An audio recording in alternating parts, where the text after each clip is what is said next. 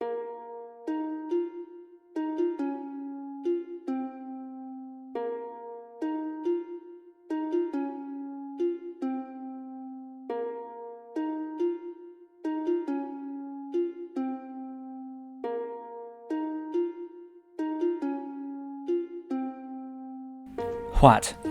I'm your host, Tom Kearns, and welcome to the Anglo-Saxon England podcast, episode 50, The Earliest East Anglians.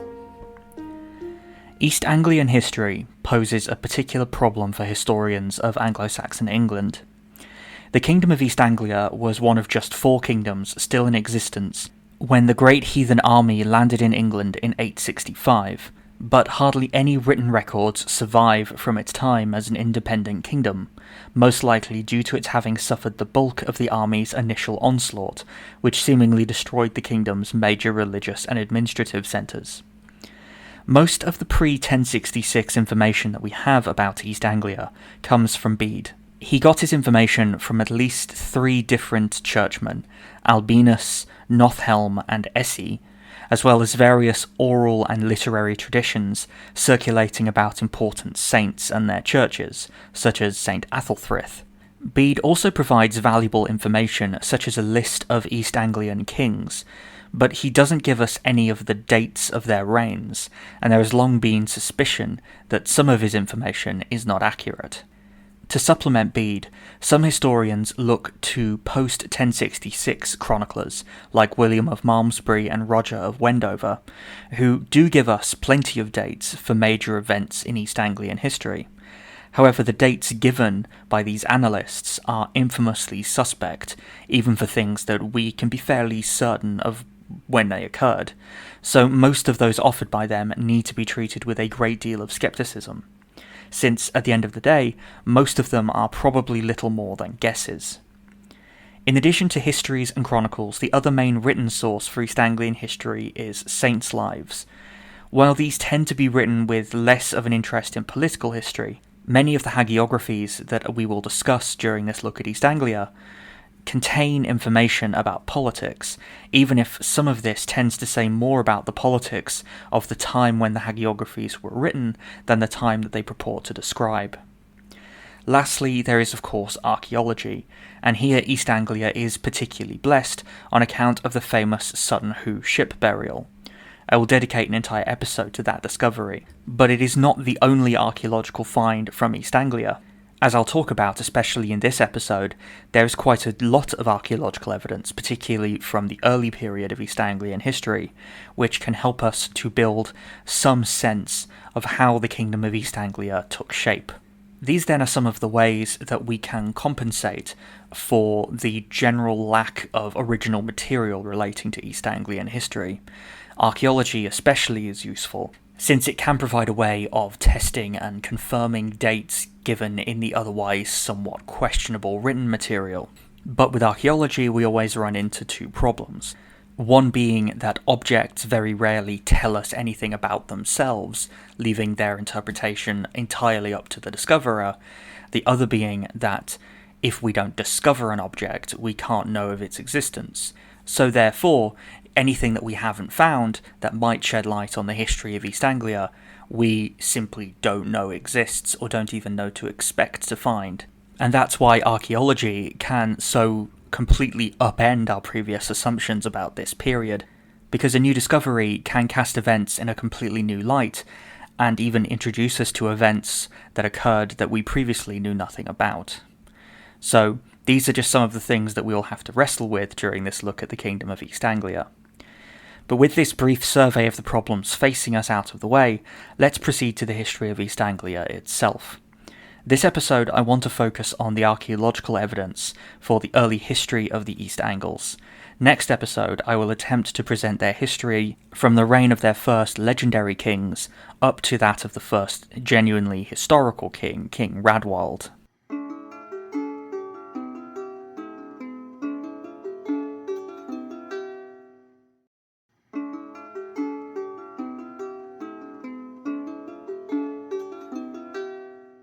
Perhaps unsurprisingly, given East Anglia's position on the eastern coast of Britain, It offers us some of the earliest evidence for Germanic settlement following the departure of the Romans. A particularly good example of this is the village of Rendlesham in Suffolk. This village is just 5 miles, or 8 kilometres, from the royal burial at Sutton Hoo, and Bede tells us that it was an important royal centre for the East Angles, a claim that is seemingly supported by its proximity to the aforementioned burial.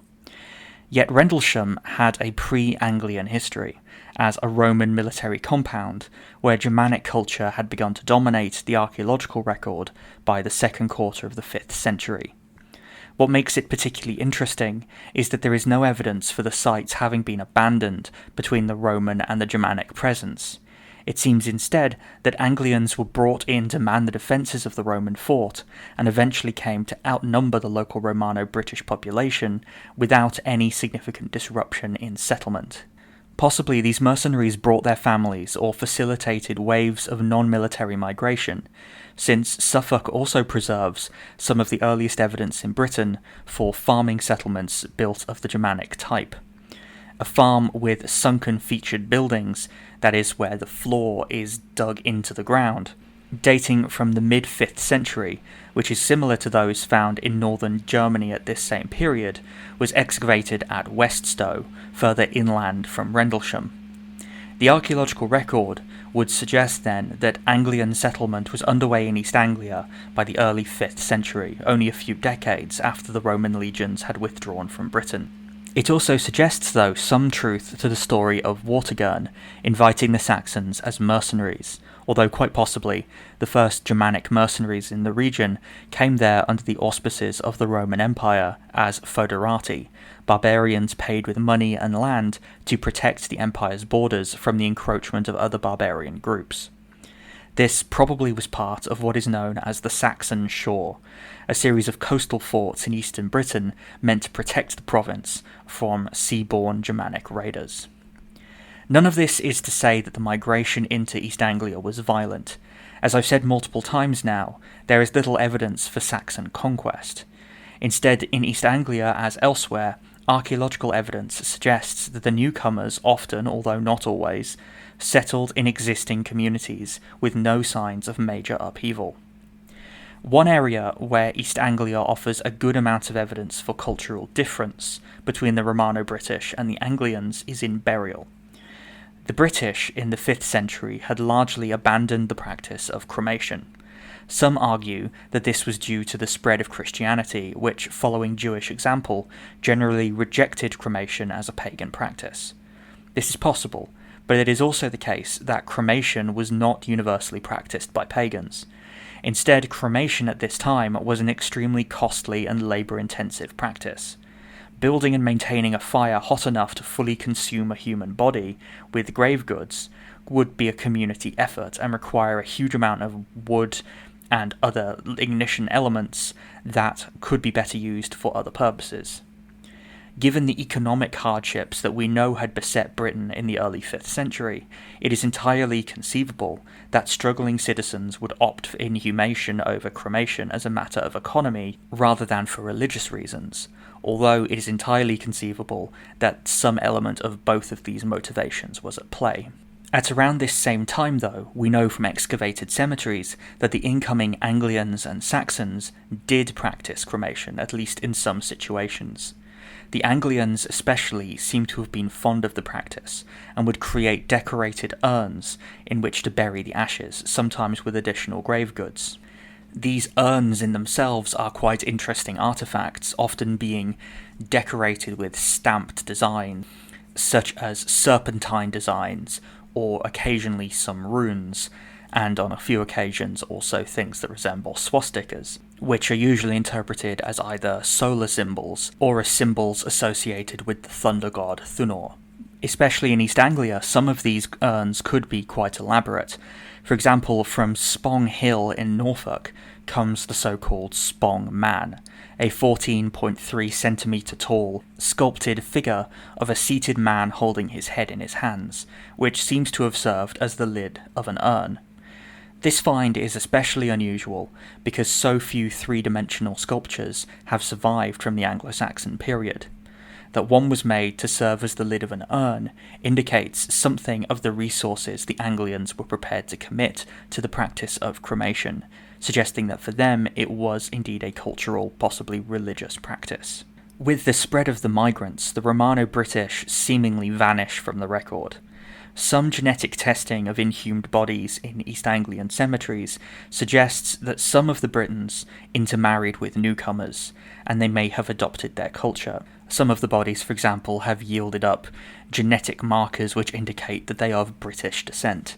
But quite possibly others chose to move westwards, even if the migration of the Saxons, or the Anglians in this case, was not in itself inherently violent. Behind them, they left a landscape being transformed by new peoples who were bringing in new ideas.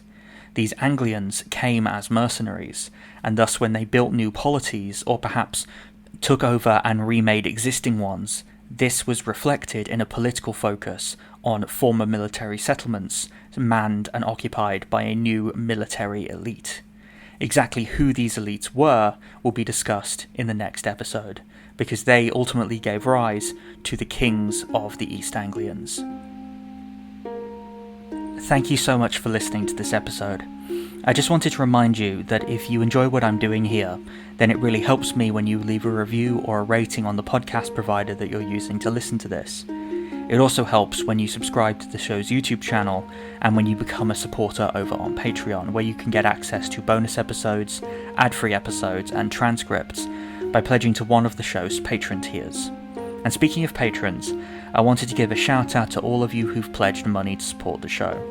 Thank you so much for your support.